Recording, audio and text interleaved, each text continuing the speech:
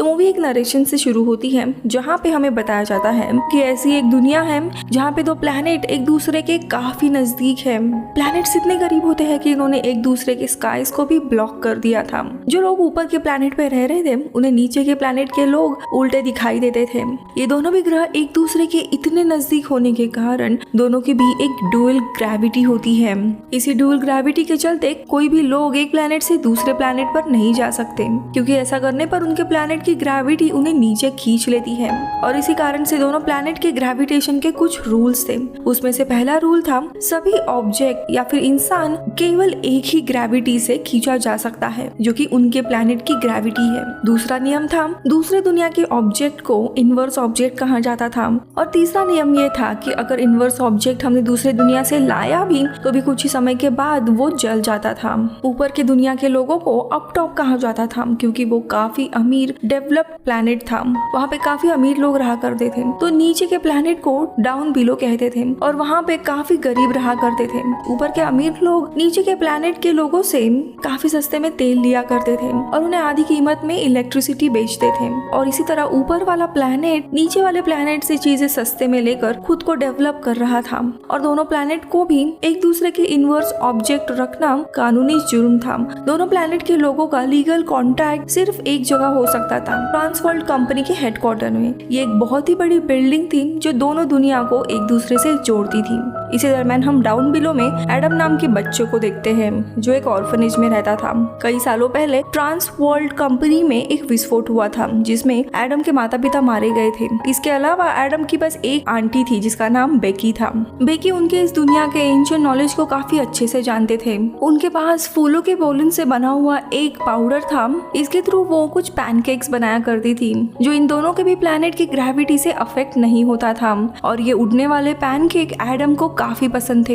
एक दिन बेकी एडम को वो बुक दिखाती है जिसमें ऐसे कई सारे अनोखे चीजों के बारे में बताया था। इस किताब में वो पिंक पाउडर और पिंक बीज के बारे में कई सारी चीजें लिखी हुई थी। पिंक कलर की बीज यानी मधुमक्खियां दोनों प्लैनेट से अपने पोलन्स को इकट्ठा करती थी और ये पोलन्स केवल सेज माउंटेन पर ही पाए जाते थे। ये सारी बातें एडम के लिए काफी अचंभित करने वाली थी। एक दिन आंटी एडम को सेज माउंटेन से वो पोलन इकट्ठा करने के लिए भेजती है। एडम खुशी खुशी माउंटेन पर जाता है और उसके टॉप पर पहुंच जाता है, लेकिन वहाँ से उसे अप टॉप यानी ऊपर के प्लैनेट की दुनिया बिल्कुल साफ दिखाई दे रही थी। एडम के पास एक कागज का बना एरोप्लेन होता है जिसे वो ऊपर की तरफ फेंकता है। वो एरोप्लेन उड़ता तो है लेकिन फिर वही जमीन पे आ गिरता है। तभी एडम को एक खूबसूरत लड़की दिखाई देती है।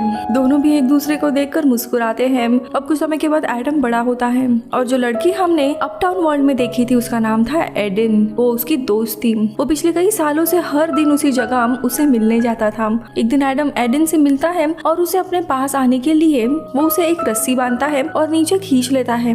फिर एडम ईडन को अपने कंधे पर बिठा लेता है और दोनों भी जंप मारते हुए आगे बढ़ते हैं। दरअसल ईडन को उसके प्लैनेट की ग्रेविटी और एडम को अपने प्लैनेट की ग्रेविटी खींच रही थी, इसीलिए उन्हें ग्रेविटी कम महसूस हो रही थी। लेकिन अचानक से उन्हें गोलियों की आवाज सुनाई देती है। वो दोनों भी जल्दबाजी में माउंटेन के टॉप पर लौट जाते हैं। जैसे ही एडम एडन को वापस उसके प्लैनेट पर भेज रहा होता है एक गार्ड उसके कंधे पर गोली मारता है।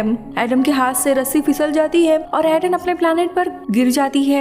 एडन के सर से खून आ रहा था। इसी बीच में गार्ड्स एडम को लेके जाते हैं और उसे बेकी से अलग करते हैं और इसी में गार्ड्स बेकी का घर भी जला देते हैं। फिर हम सीधा 10 साल के बाद देखते हैं जहाँ पे एडम अपने एक खोज के ऊपर काम कर रहा था। उसे बेकी से मिली हुई उस किताब से उन्हीं पिंक बीज के बारे में स्टडी कर रहा था। ये बीज दरअसल दोनों दुनिया के फूलों के ऊपर के पोलन इकट्ठा करती थी और अब एडम उसे पिंक पाउडर की मदद से एंटी एजिंग क्रीम बना रहा था। हालांकि उसका फॉर्मूला कुछ ही सेकंड के लिए काम कर रहा था और ये फॉर्मूला बनाने के सारे इक्विपमेंट सिर्फ अपटॉप में ही अवेलेबल थे। एक दिन वो अपना काम कर रहा था और तभी टीवी पर एडन को दिखाया जाता है। उसे देख वो काफी हैरान होता है। उसे पता चलता है कि एडन ट्रांस वर्ल्ड में ही काम करती है। अब ये जानने के बाद वो भी सोचता है और ट्रांस वर्ल्ड में ही काम करना शुरू करता है, क्योंकि फेस क्रीम को बनाने के लिए लगने वाला सारे इक्विपमेंट ट्रांस वर्ल्ड कंपनी में ही मिल रहे थे। वो पहली बार जब बिल्डिंग में जाता है तब काफी हैरान हो जाता है। काफी सारे अलग अलग फ्लोर्स थे। प्लस सिंबल वाले फ्लोर्स ऊपर के एम्प्लॉय के लिए थे तो माइनस सिंबल वाले नीचे के एम्प्लॉयज के लिए। एडम 0th फ्लोर पे काम करता था। ये बीच का फ्लोर था जहाँ पे दोनों प्लैनेट्स के लोग आपस में आके काम कर सकते थे। अब ट्रांसवर्ल्ड कंपनी का हेड आता है और वो एडम को कुछ रूल्स बताने लगता है। वो उसे बताता है कि अगर उसने ऊपर के फ्लोर में से कोई इनवर्स मैटर चुराया तो उसे कंपनी से निकाल दिया जाएगा और जेल भी हो सकती है।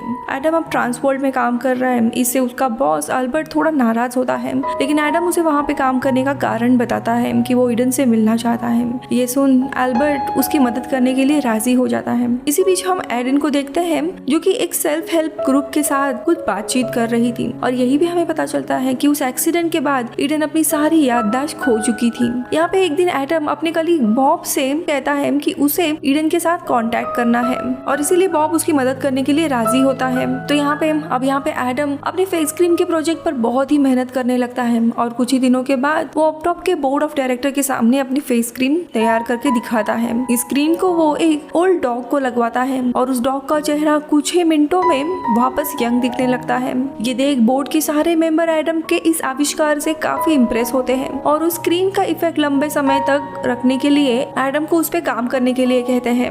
अब एडम एक दिन देर रात तक काम कर रहा था और वो बॉब के फोन से अपटॉप के रिसेप्शन को कॉल करता है और खुद को बॉब ये नाम से इंट्रोड्यूस करता है और ईडन से मिलने की अपॉइंटमेंट लेता है। अब उसे अगर ऊपर के वर्ल्ड में जाना है तो ग्रेविटी से बचना था, इसीलिए वो अल्बर्ट को एक इनवर्स मैटर से बनाया हुआ हेवी सूट बनाने के लिए कहता है, जिसकी मदद से वो ऊपर के प्लेनेट में जा सकता है। हालांकि नियमों के अनुसार ये सूट बस थोड़ी ही देर के लिए रह सकता है, उसके बाद उसमें आग लग सकती है। अब यहाँ पे अल्बर्ट पूरा सूट तैयार करता है। अब अगले दिन एडम अल्बर्ट के द्वारा बनाया हुआ हेवी सूट पहनता है और वो खुद को बॉब यानी अपटॉप का एम्प्लॉय बताते हुए ऊपर के दुनिया में चला जाता है। जैसे ही एडम उस सूट और शूज को पहनता है वो काफी हेवी होने के कारण उसके शरीर का वजन कम कर देता है और इसी वजह से वो अपटॉप पे जाने के बावजूद काफी आसानी से चल सकता था। एडम जल्दी से उस फ्लोर पे जाता है जहाँ पे ईडन काम करती थी और वो ईडन को देख काफी खुश हो जाता है, लेकिन ईडन एडम को पहचानती ही नहीं है। तो ईडन की कलीग उसे बताती है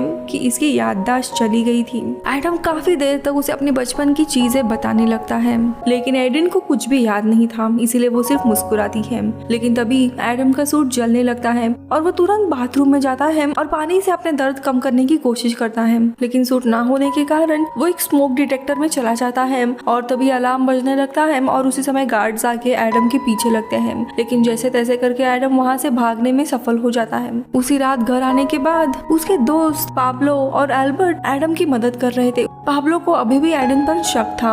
अब अगले दिन जॉब पर एक अलार्म बजता है और बोर्ड के लोग कुछ लोगों का नाम अनाउंस करते हैं जिन्हें जॉब से निकाल देने वाले थे। उस लिस्ट में बॉब का भी नाम शामिल था, क्योंकि एडन ने उसका आईडी यूज किया था और वो ऊपर के फ्लोर पे गया था जहाँ पे उसके कारण बाथरूम में आग लगी थी। बॉब इस बात से अनजान चुपचाप ऑफिस से निकलने लगता है। जाने से पहले बॉब अपने दोस्त एडम को एक बॉक्स देता है जिसमें उसका आईडी कार्ड था। वो उसे अपना आईडी कार्ड इसीलिए देता है ताकि एडम ट्रांसवर्ल्ड के बिल्डिंग के बाहर निकलकर अपटॉप में प्रवेश कर सके। अब यहाँ पे एडम जब अकेले था तब उसे बॉब के फोन पर कॉल आता है। ये कॉल एडन का होता है। वो हैरान थी कि पिछले दिन एडम अचानक से कहाँ भाग गया था। एडन भी उससे मिलना चाहती थी और वो एक रेस्टोरेंट में मिलने के लिए तैयार होता है। एडम फिर से एक प्राइवेट रूम में जाता है और अपने आप को अपटॉप के एम्प्लॉय में बदल देता है और वापस एक सूट पहनता है और बॉब के ही कार की मदद से ट्रांसवर्ल्ड के बिल्डिंग से बाहर निकलता है और पहली बार एक रियल अपटॉप की दुनिया वो देखता है। वो इस दुनिया से काफी हैरान हो जाता है और फिर आगे वो रेस्टोरेंट में ईडन से मिलने के लिए जाता है। अब दोनों भी मिलते हैं और बातों बातों में एडम हर बार ईडन को याद दिलाने की कोशिश कर रहा था कि कैसे बचपन में दोनों एक दूसरे से प्यार करते थे, लेकिन ईडन इन सारे बातों से काफी अनकंफर्टेबल होने लगती है क्योंकि उसे कुछ भी याद नहीं था, इसीलिए वो वहाँ से जाने लगती है, लेकिन एडम उसे रोक लेता है और थोड़ी देर के बाद दोनों भी एक दूसरे से काफी अच्छे से बातें कर रहे थे। लेकिन इसी दौरान एडम के एक शूज जलने लगता है। अब दोनों भी रेस्टोरेंट से बाहर आते हैं और अगले दिन वापस एक डेट प्लान करने का सोचते हैं। उसके शूज में आग लगने लगती है, इसीलिए वो वहाँ के पानी में कूदता है। जैसे ही वो पानी में कूदता है उसका शूज निकल जाता है और वो डाउन बिलो के समुंदर में गिर जाता है। एडम आखिरकार अपने घर पहुंच ही जाता है। तो वही दूसरी तरफ ईडन को एडम के बारे में एक सपना दिखने लगता है और उसे वो बचपन की सारी चीजें याद आने लगती है, मानो उसकी याददाश्त वापस आ रही थी। अब यहाँ पे अगले दिन एडम जॉब पर जाता है। उसका फेस क्रीम का फॉर्मूला पूरा हो गया था और इसी तरह फॉर्मूले को ऑडिटोरियम में लोगों के सामने प्रेजेंट करने लगता है। एडम के पास एक बुजुर्ग औरत बैठी थी। वो अपनी क्रीम उसे लगाता है और थोड़ी देर के बाद वो औरत पूरी तरीके से यंग दिखाई देने लगती है। हैं। ये देख बोर्ड के सारे मेंबर्स खुश हो जाते हैं और तभी एडन उसी ऑडिटोरियम में आती है और एडम को देख के हैरान होती है कि वो दरअसल डाउन बिलो से है, ना कि इसी जगह से, क्योंकि एडन ने उसे यही कहा था कि उसका नाम बॉब है और वो इसी दुनिया से है। ये देख के एडन वहाँ से निकल जाती है। मीटिंग खत्म होते ही एडम अपना सूट पहन लेता है और ऊपर ये दुनिया में जाके एडन की तलाश करने लगता है, लेकिन एडन वहाँ से चली गई थी। अब एडम बॉब के कार्ड का यूज करने लगता है, लेकिन वो कार्ड काम करना बंद हो चुका था क्योंकि बॉब तो इस कंपनी में काम ही नहीं करता था। लेकिन इसके कार्ड यूज करने के कारण अब उसके पीछे गार्ड्स लग जाते हैं और वो एडन को ढूंढने लगता है, लेकिन वो नहीं मिल पाती। इसीलिए अब वो बॉब के घर आ जाता है। बॉब एडम को देख हैरान होता है, लेकिन उसे अपने घर के अंदर लेता है। अब ये ऊपर का प्लेनेट होने के कारण एडम अब टॉप पर बैठता है। तभी बॉब उसे एक वेस्ट देता है जो फायर प्रूफ होता है, इसलिए उसमें आग नहीं लगती। फिर एडम बॉब को पिंक पॉलन की मैजिक दिखाता है। बॉब ये सब कुछ सुन के हैरान होता है और उसे पूछता है कि ग्रेविटी को कैसे चेंज कर सकते हो, जिस पर एडम उसे वही पिंक पाउडर से बना हुआ लिक्विड दिखाता है और कहता है कि हम दोनों दुनिया के मैटर को एक समान प्रपोर्शन में लगा देते हैं तो वो चीज एंटी ग्रेविटी बन जाती है। ये सुन के बॉब काफी हैरान होता है। फिर बॉब उसे पूछता है कि तुमने ट्रांस वर्ल्ड को जो एंटी एजिंग क्रीम बना के दी है वो भी इसी पाउडर से बनाई है ना? फिर वो इसका फायदा उठा सकते हैं, जिस पर एडम कहता है कि ट्रांस वर्ल्ड को मैंने जो इंग्रेडिएंट दिए हैं उसमें मेन इंग्रेडिएंट दिया ही नहीं है। तो वही हम ट्रांस वर्ल्ड के ऑफिस में देखते हैं, जहाँ पे उन्हें पता चलता है कि इस एंटी एजिंग क्रीम का मेन इंग्रेडिएंट उनके पास ही नहीं है। ये सुन के उनका मेन बॉस काफी गुस्सा हो जाता है। अब बॉब ने दिया हुआ सूट पहनकर एडम फिर से रेस्टोरेंट में चला जाता है, जहाँ पर वो ईडन से मिलता है। लेकिन इसी बीच ईडन की याददाश्त वापस आती है और वो उसे देख काफी खुश हो जाती है और वो उसे बताती है कि उसे सारी बचपन की यादें याद आ गई है और वो दोनों भी एक दूसरे को किस करते हैं। हालांकि तभी पुलिस गार्ड वहाँ पर आ जाते हैं और दोनों को अलग होना पड़ता है। एडम वहाँ से भाग जाता है और किसी तरह वहाँ से डाउन बिलो चला जाता है। पुलिस अब उसे ढूंढ रही होती है, लेकिन एडम वहाँ से भाग गया है, ये हर जगह दिखाया जाता है। अब डाउन बिलो आने के बाद वो उसी पहाड़ी पर चला जाता है जहाँ पे वो और ईडन अक्सर मिला करते थे। ईडन का इंतजार कर रहा था और फाइनली वो वहाँ पे आ जाती है और दोनों भी उन दोनों प्लैनेट के बीच में किस करने लगते हैं। दोनों बातचीत कर ही रहे होते हैं, तभी वहाँ पे सैनिकों की एक टीम उनकी तलाश में वहाँ जाती है। दोनों भी वहाँ से भागने की कोशिश करते हैं, लेकिन अंत में एडम नीचे गिर जाता है, जबकि एडन गार्ड्स द्वारा गिरफ्तार की जाती है। एडम एक पेड़ पर गिर जाता है, लेकिन इनवर्स मैटर की वजह से वो बच जाता है। जैसे ही एडम डाउन बिलो पर चल रहा था, तब उसे दो आदमियों द्वारा किडनैप किया जाता है। वो उसे कहते हैं कि अगर तुम हमें फेस क्रीम का फॉर्मूला दोगे तो हम ईडन के खिलाफ लगाए गए आरोपों को छोड़ने के लिए तैयार होंगे। अब एडम उन्हें फेस क्रीम का फॉर्मूला दे देता है। इसके बाद एडम को कार से बाहर फेंक दिया जाता है। उसे लगता है कि अब वो ईडन को कभी भी नहीं देख सकता, इसीलिए वो अपने साधारण जीवन में वापस चला जाता है। लेकिन यहाँ पे हम बॉब को देखते हैं जो उस पिंक पाउडर पे बहुत सारे एक्सपेरिमेंट कर रहा था और वो फाइनली एंटी ग्रेविटी मैटर बनाना सीख जाता है। वो एडम से मिलने के लिए निकल ही रहा था, लेकिन तभी एडन वहाँ आती है और उससे मदद मांगती है। यहाँ पे जब एडम काम कर रहा था, तभी वहाँ पे अचानक से बॉब आ जाता है, जिसने ना ही तो कोई इन्वर्ट मैटर पहना था, ना ही उसकी खुद की जैकेट। ये देख बॉब काफी खुश होता है और उसे पूछने लगता है कि ये कैसे मुमकिन है। तभी बॉब कहता है कि ये सब कुछ उसके पिंक पाउडर का कमाल है। उसी की मदद से उसने एक एंटी ग्रेविटी फॉर्मूला तैयार किया है, जिसे यूज करके वो जब तक चाहे कहाँ पे भी रह सकता है बिना किसी इन्वर्टेड ऑब्जेक्ट के। ये सुन के एडम काफी खुश हो जाता है कि फाइनली अब वो ईडन से मिल सकता है। और तभी बॉब उसे ईडन ने दिया हुआ इन्विटेशन भी दिखाता है, जिसने उसे एक कैफे में बुलाया था। वो ये देख काफी खुश होता है और उसी कैफे जाने निकलता है। और तभी बॉब और एक खुशखबरी देता है कि उसने स्टैम्प के जरिए अल्बर्ट के नाम की एक कंपनी खोली थी और ट्रांसवर्ल्ड के पहले ही एडम के क्रीम के सारे राइट्स ले लिए थे, यानी ट्रांसवर्ल्ड अब उसका ये फॉर्मूला चुरा नहीं सकती। ये सुन के एडम काफी खुश हो जाता है और वो ईडन से मिलने के लिए कैफे में जाता है।